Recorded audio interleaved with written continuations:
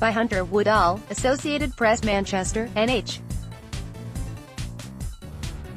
Bernie Sanders made a comparison Sunday between the challenges women face in politics today and his running for president at the age of 78, as the Democratic presidential candidate continues to face questions over his recent feud with Elizabeth Warren on sexism in politics.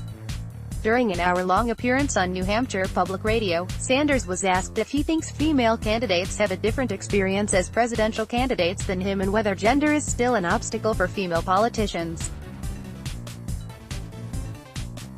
Sanders answered yes, but I think everybody has their own sets of problems, the Vermont senator said. I'm 78 years of age.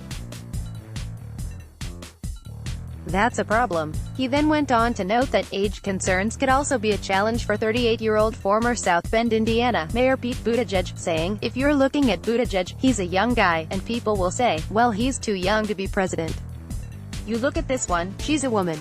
Sanders said, so everybody brings some negatives if you'd like. I would just hope very much that the American people look at the totality of a candidate, not at their gender, not at their sexuality, not at their age, but at everything.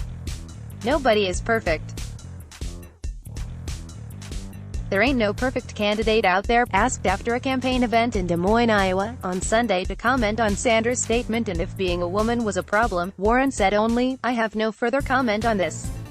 Division among Sanders and Warren became fierce last week after the two progressives had largely left the other unscathed for much of the 2020 race. Warren and Sanders' disagreement comes over a private 2018 meeting. Warren contends then that Sanders told her he didn't think a woman could win the White House. Sanders has vocally disputed that claim, but on Sunday tried to avoid talking about the meeting. I really don't want to get into what was a private conversation, Sanders said on the public radio program.